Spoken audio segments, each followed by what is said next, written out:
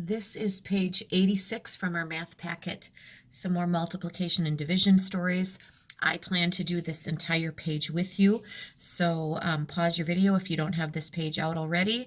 Grab it. I'm going to use just some blank paper to draw some arrays to help me solve. You could grab counters as well. I just find drawing X's in rows works best for me. So I'm going to model that for you today as we go through this. And so I'm going to get right off started here on number 1. We have Roberto has 3 packages of pencils. There are 12 pencils in each package. How many pencils does he have in all? In all often reminds us to add, but in this case we're talking about sets of things. So going 3 plus 12 is 15 is not going to give us the correct answer. That wouldn't make sense. He has 3 packages of 12. So how many packages? It said he has 3. How many pencils per package? We know there are 12. We are trying to figure out the pencils in all. So make sure that you fill that out. I always put the question mark where we are trying to solve the part that we don't know. Now, we have 3 sets of 12. That's going to be 12 3 times. So the number model would be 12 times 3 or 3 times 12. Either one is fine. 12 3 times or 3 packages of 12. However you want to think about it. Now, solving this, if you wanted to, you actually could just go 12 plus 12 plus 12. It's 3 12s. You could figure that out pretty easily by adding those 3 12s. 2, 4, 6, 1, 2, 3, and you get the answer. That's one method when you're thinking about sets of things, especially a bigger number. You also could make an array. 1, 2, 3, 4, 5, 6, 7, 8, 9, 10, 11, 12. There's your first package of pencils. Is that showing up for you? And then you could make 13, 14, 15, 16, 17, 18, 19, 20, 21, 22, 23, 24. 2 packages would get us to 24, 25, 26, 27, 28, 29, 30, 31, 32, 33, 34, 35, 36. So making that array, and notice I try to make all of my X's the same size or very similar size, and you keep things in straight rows and straight columns. That's important as you're going through so that it just looks organized. So if you're going to make an array and use that, try to keep it neat. If you have X's going all over the place or stars or whatever you're drawing, it's going to get very hard to keep it straight and keep your numbers accurate. So the answer here is actually 36 pencils. Number 2. The sewing club has 36 feet of cloth. They need 3 feet of cloth to make 1 book bag. How many book bags can they make? Now, think about what they're saying here. They have a bunch of cloth. If you go to the fabric store or to the Walmart fabric section, you'll see these rolls of fabric that you can unroll and you can buy however much you need. They'll cut it off for you and they'll charge you according to how much you take. Well, they have 36 feet of it. That's a lot, right? Remember, 1 foot is the length of a ruler. Where are my hands here? 1 foot is the length of a ruler. I can't even fit it on the screen, and the sun is really shining in my window, our classroom window today. So I hope you're able to see me. Anyway, 36 feet is the big number here. That's the whole amount of cloth. We are going to share that cloth. So when we share that cloth, 3 feet for one bag, 3 feet for another bag, 3 feet for the next bag, we are dividing. So this problem is not going to take 36 3 times and get bigger. That wouldn't make sense. We're going to start with 36 feet in all. That's the big number. And we know that it takes 3 feet to make 1 bag. What we're trying to figure out is the other small number. How many bags can they make? 3 times what would be 36? Now, some of you are pretty quick thinkers. I wonder if you notice the connection in the numbers between number 1 and number 2. Different topics, different items, but our big number is 36. So our number model could be 36 divided by 3. Or it could be 3 times something is 36. It doesn't really matter in this case because these are all the same numbers in one fact family. Now, what if I use this array that already has 36 x's and said to myself, if I divided this into, what did we say? 3 feet per bag. There's 1 bag, 2 bags, 3 bags, 4, 5, 6, 7, 8, 9, 10, 11, 12 bags. Look at that. Well, we already knew that 3 times 12 was 36. So 36 divided by 3 feet of fabric per bag is going to give you 12 bags when you're all done. So you shared that fabric. So your answer ends up being a smaller number because 36 was the big number there. So we always have to stop and ask ourselves, what makes sense? What are we doing? What would make sense? We don't just want to start throwing numbers around and do any old math problem. We have to pick the right one, and that can be the hardest part. We can know how to add, we know how to subtract, we can memorize our multiplication facts, but if we aren't able to figure out which kind of number model is going to lead us to the right answer, that's going to make life tough for us in the math world. So we really have to learn to think about what they're asking. All right, let's go on to number 3A. A class of 30 children wants to play ball. How many teams can be made with exactly 6 children on each team? Now, 30 children. Can you picture it? I like to picture that. We have 30 kids standing out here wanting to play. That's a lot of kids. And they want to play, and they want 6 kids on a team. So how many teams can they make? 6 plus 6 plus 6. For example, 2 teams would be 12 kids. 3 kids, or 3 teams, 6 and 6 and 6. 3 sixes is 18. So how many teams can we really make? So let's go back and look at this. We don't know how many teams yet. That's the part we don't know. But we know that we want 6 children per team, and we know that we have 30 kids.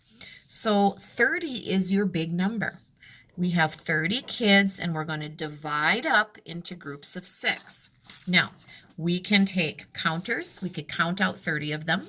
But because I don't generally carry 30 counters in my pocket or my purse, I like to draw pictures. I just find it the easiest, as long as I can find some paper to use. So what am I thinking here? I think I'm going to make some groups of 6. 1, 2, 3, 4, 5, 6. I went across. Here's a team. Now, what if I keep making rows of 6 until I get to 30? Let's see what happens. So I have a team. Then I make a second team, which gets me to 12. 13, 14, 15, 16, 17, 18, 19, 20, 21, 22, 23, 24, 25, 26, 27, 28, 29, and 30. We're going to stop here because we just used up all 30 kids, and it worked out beautifully. 6 kids on a team. How many teams did we make? 1, 2, 3, 4, 5. 5 teams of 6 make 30 kids. Everybody got a spot. There are 5 teams. So 30 shared, 6 kids on a team makes 5 teams. And that worked out very beautifully. That is a division problem. This is a division symbol. It means to share or to divide. 3B. For another game, the same class of 30 wants to have 4 children on the team. Same idea. How many teams can they make? Same idea. We don't know how many teams. We want 4 kids this time, and we know there are 30 kids in all. So I'm going to grab, well, let's just fold my scrap paper over here.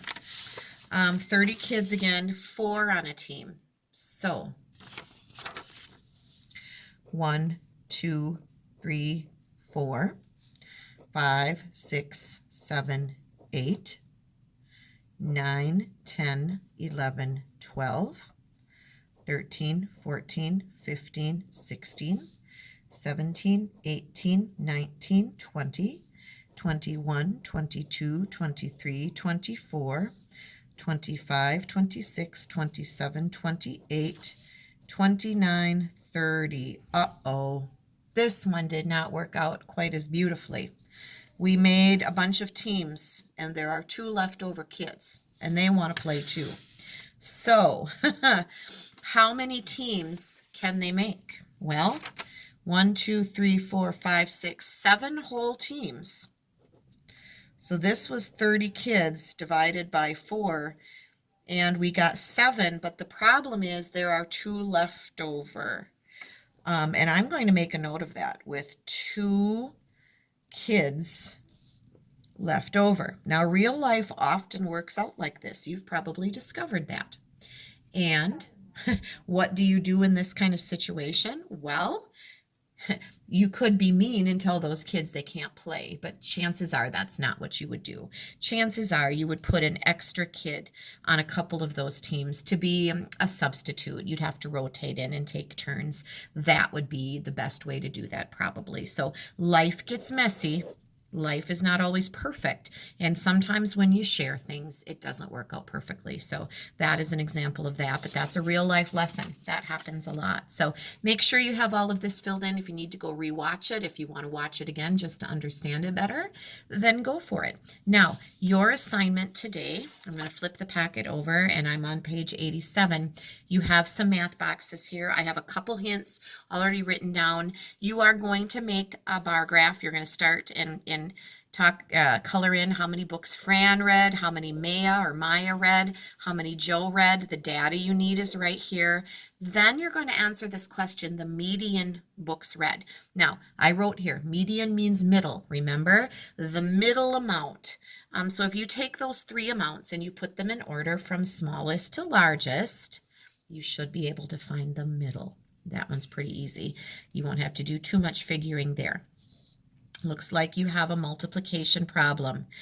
3 packs, 6 cards per pack. Make sure you put the number model in there with the answer. For number 3, you know how to do these. Do the actual answer. Feel free to rewrite the problem on paper if you need more room. Answer it exactly, and then do a ballpark estimate. Answer it exactly, do a ballpark estimate. 6 times 10. Same as 6 times. 8 times 10, same as 8 times. Figure those out. Now, down here, there are 2 rules, and one happens to be divide by 3. Now, the first bubble isn't done for you. I would leave that one for a minute, and I would start, and I wrote in all the rules. Okay, so the broken line is +3. 6 plus 3 is. Then whatever you get, if you share that into 3 equal groups, what would you get? I'm not going to give you those answers. I want you to try that. Get out some counters, draw a picture, talk to somebody at home, wrestle through that, and see if you can figure that out. Then when you get back here, if you have to think of something divided by 3 gives you 6, if you went backwards, you could actually do the opposite sign, which would be multiplying. If you did 6 times 3, 3 6s, you would get that answer because it should be a bigger number than 6. So see if you can make that all make sense. This might be the most challenging box for you.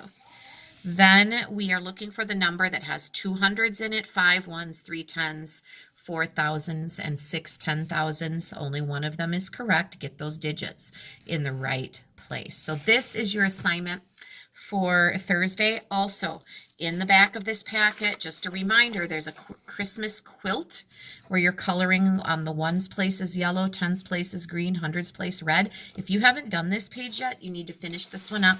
And then by the end of the day tomorrow, we want this adding page that also has some coloring to do complete. Now you need to actually write these answers on this page for me. When you bring this packet back, I want to see those answers. And so get this finished up. If you want to do it today, you can, but it needs to be done by the end of the week. So that is what you need to do today, and then that puts us in really good shape for tomorrow, because tomorrow we'll just be finishing up this packet, and it's not really anything new. It's just kind of more practicing what we've been doing. So anyway, thanks for tuning in, and finish up page 87 for me today. Do that carefully. That will be one of our graded assignments. Have a great day.